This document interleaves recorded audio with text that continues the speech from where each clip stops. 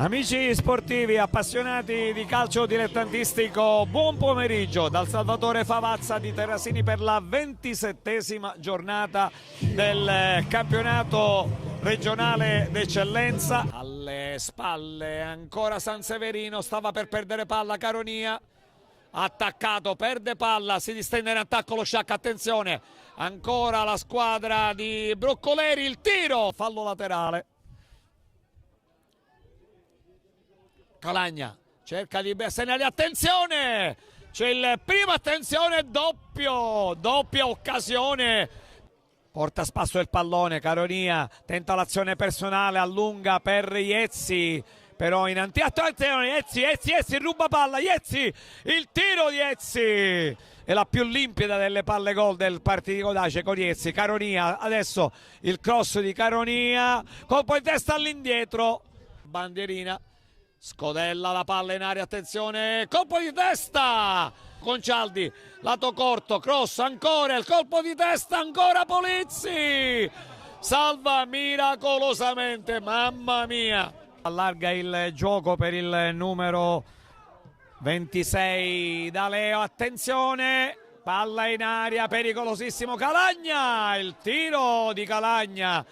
Palla per Riezzi, il cross basso, viene frustrato all'intervento dell'avversario, poi Trifilò, passaggio sbagliato ma recupera Trifilò, ancora Iezzi, si inserisce sulla destra, mamma mia Caronia,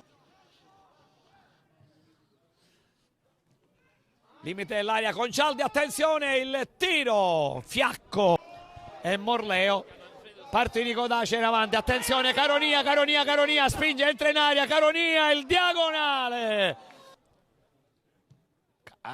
Attenzione, il colpo di testa a liberare, ma limite dell'aria, Sanseverino, alza troppo la mira. Poi Pesciotta, ancora da Leo. Il cross, attenzione a due passi. Pallone ancora tra i piedi dei giocatori dello Sciacca, ancora Caterinicchia. Si fa vedere il rallo, preferisce il cross, attenzione, il gol del numero 27, Morleo, la sblocca Morleo,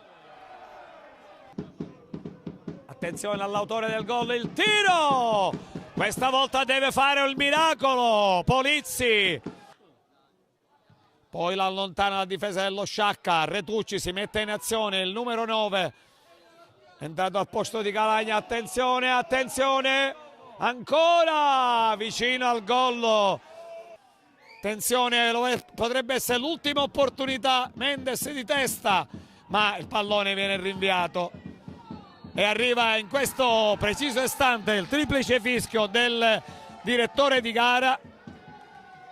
Vince lo Sciacca e meritatamente, dobbiamo dirlo, con un gol nella ripresa realizzato da Morleo al 27esimo.